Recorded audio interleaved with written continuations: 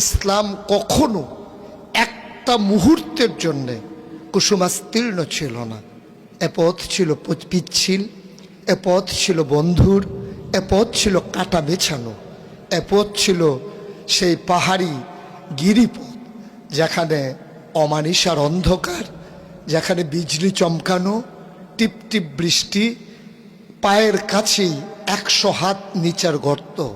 এ পথ মারিয়েই ইসলামে জায়গায় এসেছে, যেটা সেই দারুল আরকামে আল্লাহ রাসূল যখন দ্বীনি মজলিস করতেন তখন যেমন করে বাইরে তার নিজস্ব গোয়েন্দা বিভাগ থাকতো, যেমন করে নিরাপত্তার জন্যে তার বাহিনী থাকতো, যেমন করে তিনি আড়ালে আবডালে থেকে দিনকে গোটা বিশ্বের মাঝে বিজয়ী শক্তিতে পরিণত করেছিলেন।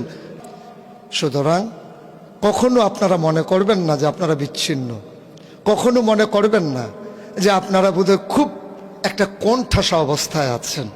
আমরা কে ভালো অবস্থায় আছি?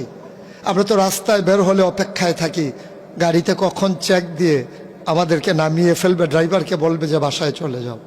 আমরা তো সেই অপেক্ষায় থাকি কখন মঞ্চ থেকে আমাদেরকে নামিয়ে দেওয়া হবে, আমাদের কথাগুলো শুনতে দেওয়া হবে না। সুতরাং সবার জন্য এ পথ কণ্টকাকীর্ণ, এবং এ পথে যারা ধীরে দৃঢ়তার সাথে, আমি দুইটা শব্দ উচ্চারণ করেছি, ধীরে কিন্তু দৃঢ়তার সাথে এগিয়ে যায়, তারাই সফল কাম হয়।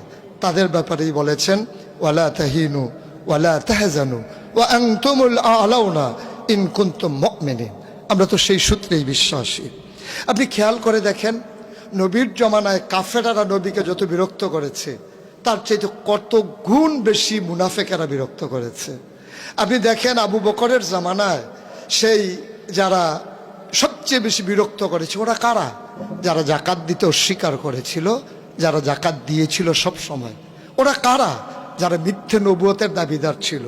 ওরা তো কাফেরদের মাঝে ছিল না, ওরা মুসলমানদের মাঝ থেকে ঘাপটে দেওয়া একদল মুসলমান, যাদের সুরত ছিল, সিরত ছিল না, তাদের নমুনা ছিল, তাদের চরিত্র ছিল না। আপনি দেখেন যখন সেই সালাউদ্দিন আইয়ুবী যখন ফিলিস্তিনকে আমাদের প্রথম কেবলা মসজিদে আকসাকে মুক্ত করেছিলেন, সেই দিন তিনি অসংখ্য ইমামকে হত্যা করতে বাধ্য হয়েছিলেন। আপনারা নিশ্চয়ই